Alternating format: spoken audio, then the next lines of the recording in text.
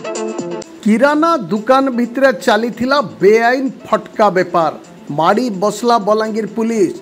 बलांगीर सहर circuit house सालेपाली छक ठानु नुआ बस स्टेशन के जाइथिबा रोड तरे गोटे किराना दुकाने बेआईन फटका बेपार चली पुलिस खबर पाइथिला।